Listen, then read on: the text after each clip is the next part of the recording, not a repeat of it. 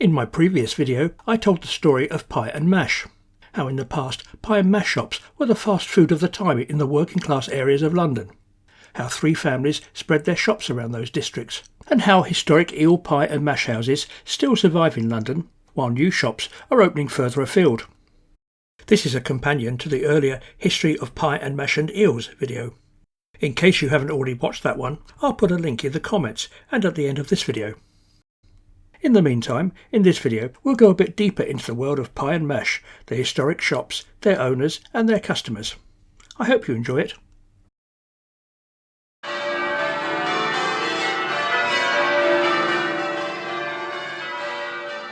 By the middle of the 20th century, every busy part of the working class areas of East and South London had at least one eel pie and mash shop, especially those places where there was a street market.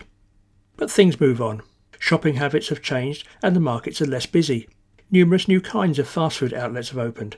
Factories and other industries have gone. And many of the people who frequented pie and mash shops have moved away from the East End and South London. But it is to those places where they have moved, particularly Essex, that new pie and mash shops have opened. A good example of one that is thriving is Tony's at Waltham Abbey.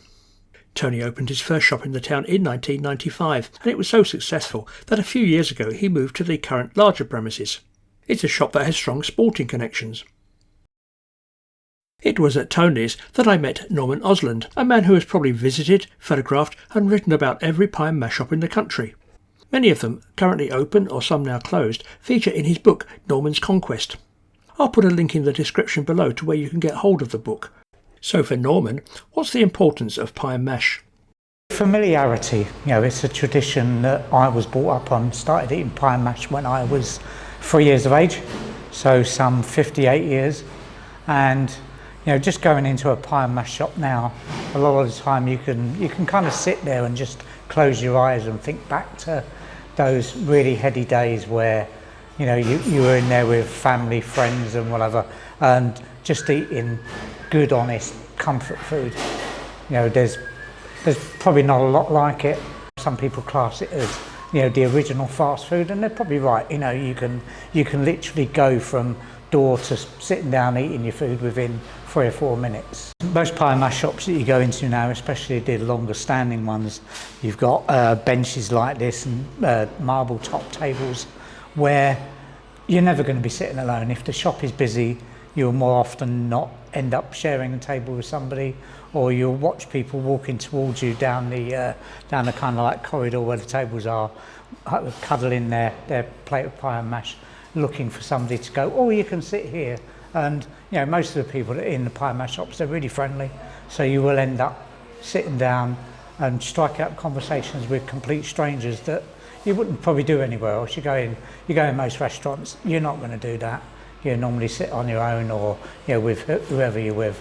But pie and mash shops just seems to have that type of people going in there. They'll strike a conversation with anyone. Sometimes it's not great. You might want to be on your own, but a lot of the time, especially for me, it's about sharing experiences, sharing stories, the history, the iconic look at some of the shops.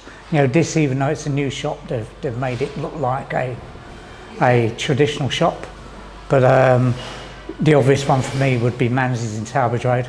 It's been there for well over 100 years now and still kept its original fixtures and fittings as much as they can. Manze at Towerbridge Road in South London is the oldest surviving pie and mash shop. The Manze shops have passed down through the family, and it is now one of 3 owned by the current generations of Rick and his daughter Emma. It became a Manze shop in 1902 when Italian immigrant Michael Manze took over the existing eel pie and mash shop from his father-in-law, Robert Cooke. So the interior of Towerbridge Road shop is probably 100 plus years old, as is the exterior, which got bombed in the Second World War. But obviously it was just all the glass that was broken and they replaced that. They came along in the morning, swept out all the glass, cleaned it all up and then opened again that day for the local customers.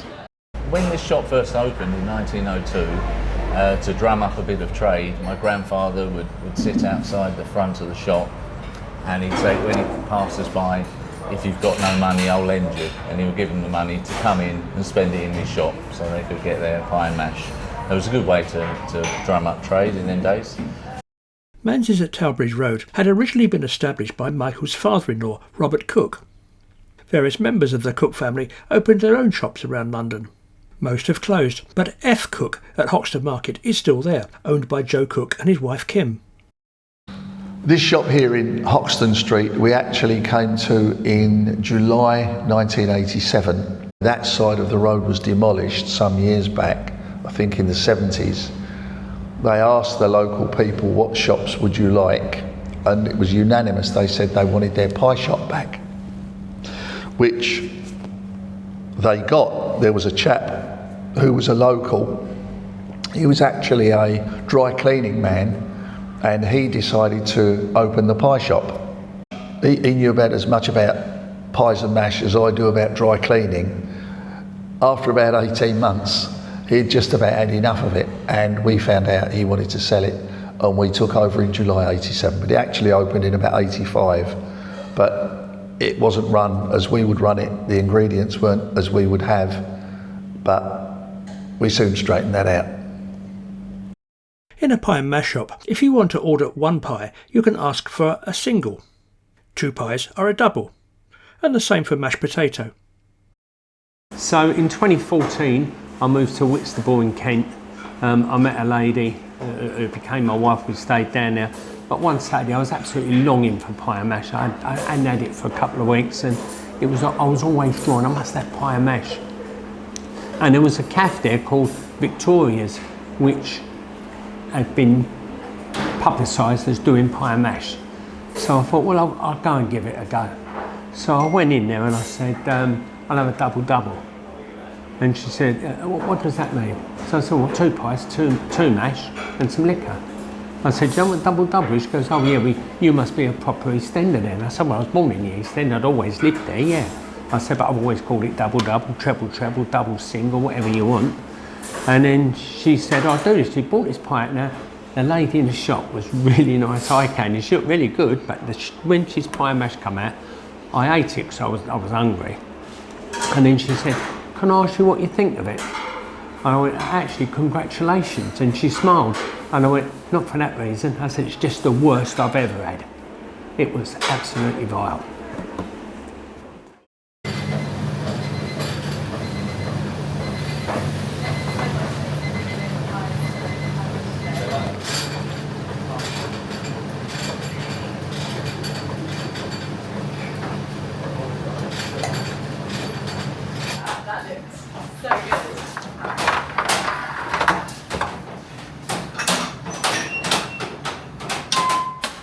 When you go in any shop for pie and mash, the recipe is kind of the same. The taste is a fairly familiar taste. You know, minced beef pies, plain, simple, honest mashed potato, no added dairy, and then liquor, which is now just a pasty sauce. But even with the liquor, the actual recipe is kind of secret to a lot of the shops. They will not tell you what they put in the liquor. You know, some people say there's no taste to liquor. There is. Sometimes you can even get lucky where you can have the liquor will have eel stock in it. You know, it's a tradition that's not used so much now because you've got people with allergies. So most shops, rather than try and have 2 lots of liquor on the go, which would often result in wastage, the use of eel stock has pretty much died out. So the recipe hasn't really changed much over the years. There's small minor changes, probably for health and hygiene reasons. And then we introduced vegan pie over 30 years ago, which is becoming very, very popular nowadays. The liquor is a family secret recipe which has passed down for over 120 years, so we can never divulge that to anyone. A traditional soft drink that we sell in this shop is sarsaparilla, and it comes from Baldwin's in East Street Market. They were there and they'd sell it in the street. There's a very old shop still in Walworth selling it to us now. Some years back up the road they redid the college, Hackney College there, and we thought being very, very clever as we are, that most of the students would be vegetarian. Well, we were completely wrong. Most of them eat fried chicken and kebabs and all the rest of it. But nonetheless, we had pioneered our vegetable pies. We tried 2 or 3 recipes to kick off and eventually settled with carrot, leek, swede, celery and potato. Not using onion because the leeks I buy are the huge long ones with the green and the lovely onion top. So we almost get 2 vegetables out of 1. We started those and they seem, touch wood, they seem to be quite successful. Our vegetarian people, customers seem to like them very much. One of the best known pie mash and eel shops in London is G. Kelly in Roman Road at Bow. It is one of various Kelly pie and mash shops that have opened and closed in East London over the past century. The current branch was opened by George Kelly in 1939. Since then it has passed down through the family and is now run by Sue and her son Neil. Every pie and mash shop has its regular customers. Leanne can tell us about some of those at G. Kelly's. So I'm Leanne and I've been working here 15 years. I met my husband here, which is interesting. He was a chef here, so we met and we're married now. So over the last 15 years, I've seen a mixture of characters and they've all been lovely. Our loyal ones have been coming here, well, way past the time that I've been here. We've got Vera, she comes on a Tuesday and Thursday, every Tuesday and Thursday. 2 pie, 2 mash, medium liquor. She just bangs on the window, I run it out to her, she don't want to leave her trolley outside. Don't know what's in it, must be the crown jewels because she's convinced someone's going to take it. So we run out and we give Vera hers and she says the same thing every time. Oh, that's me done, I ain't doing nothing for the rest of the day. Every Tuesday and Thursday. Then we've got Joan. She used to come in a lot. She come in 3-4 times a week for stew, deals and mash. Then she changed it to the pie mash. And now she only comes down here to go to the church because she's not in a great health, is our Joan. Then we've got June. June pops in. Used to be every day. Used to be every day about 5 o'clock for a tea, pie mash, coming with a carer. She's lovely. Lately, June's been wandering off from her carer and been a bit naughty and we have to go looking for her. And we always find her. She's usually in Poundland wandering around. So she's lovely and we bring her back. So she's amazing. Haven't seen much of her lately, which is a shame. That's the thing, where we've had so many regular customers for so many years, you see them all the time and they become friends. And you give them Christmas cards and they bring you in little treats. And you kind of build up a big family, a mixture of people. And the sad part is suddenly you stop seeing them or you start seeing them less. And then you asked about them and you find out they've gone into a local care home or sadly they're not with us anymore. And you know, it really it touches you and it sort of, you get upset about it when you stop seeing them. But then time goes on and you get newer customers and you hope that you're going to start another generation of the youngsters that hopefully are going to keep coming back as well. And with a lot of people that are moving into the area, we're getting their custom, which is lovely. So it's always different kind of people. This is Connie, who loves her pie and mash, which she has eaten in many different shops. I met her at Manze's at Towbridge Road and asked her what makes pie and mash shops special. The staff are what makes a good pie and mash shop. The staff are warm, they're welcoming, they chat to everybody, they know what they're selling, they've got the beautiful pie and mash and their eels jellied or stewed, and then they've got their puddings. The Kelly Eel Pie and Mash shops were founded in 1915 by Samuel Kelly. Various members of the family then established their own shops in the East End, around the Roman Road and Bethnal Green Road. We have already heard from Leanne at G. Kelly in Roman Road. Another branch of the family still have a shop on Bethnal Green Road, named after Samuel's grandsons, Sam and Robert. It is still owned by Robert and his son Neil. I met the writer and poet Christine Vial, who grew up in Bethnal Green and still remembers eating in the local pie and mash shops during her childhood. I lived in Bethnal Green for many years. My childhood spent in Bethnal Green from the early 50s to the mid 60s, and on a Saturday we always used to come down Bethnal Green Road.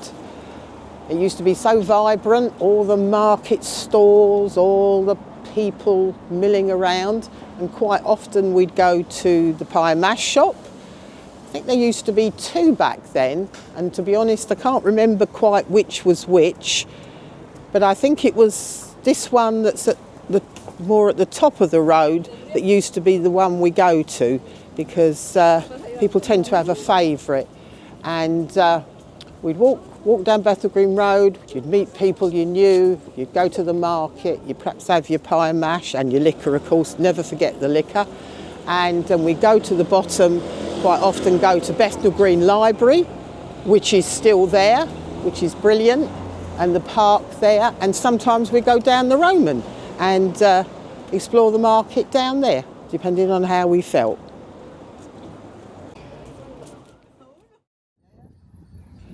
I never could eat the eels, whether stewed and piping hot or chilled in a thick, clammy blanket of almost solid jelly. There was something about the texture of flesh and shiny skin and the endless mouthfuls of tiny bones that revolted me. Or was I put off by shopping down Bethnal Green Road on a Saturday afternoon, where people bought live eels for their tea that would be chopped into pieces that would continue to wriggle in the metal tanks and on the weighing scales after death?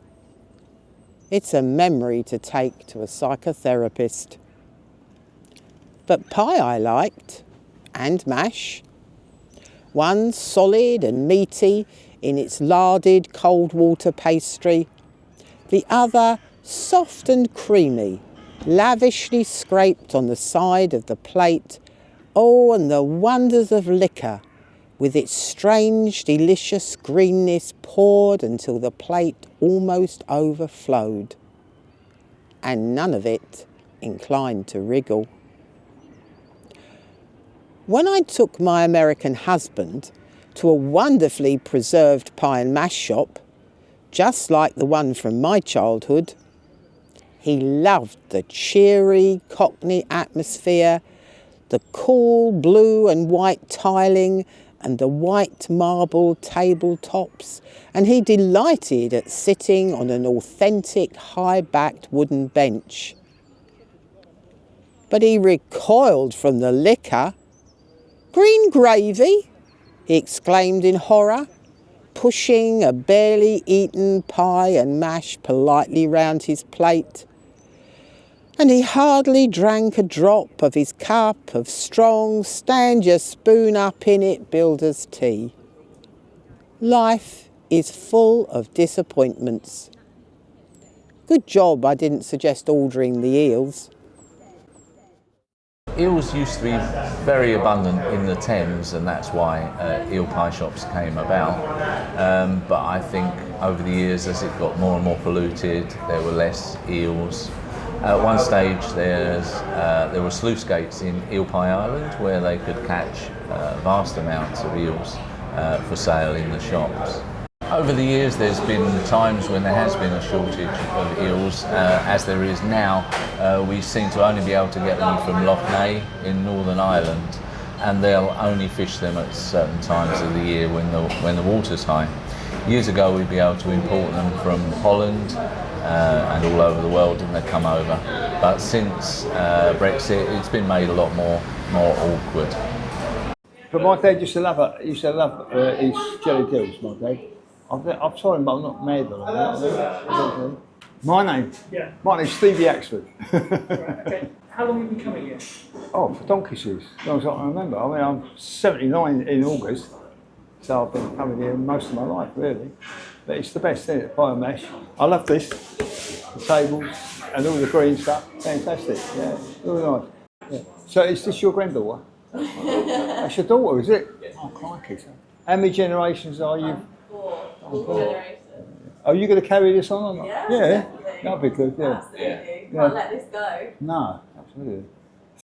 I'm Emma. I'm the 4th generation of the Manze family, and I've been involved in the business for about 6 years now when my 2 uncles retired, and I'm raising the 5th generation, which is my 3 boys.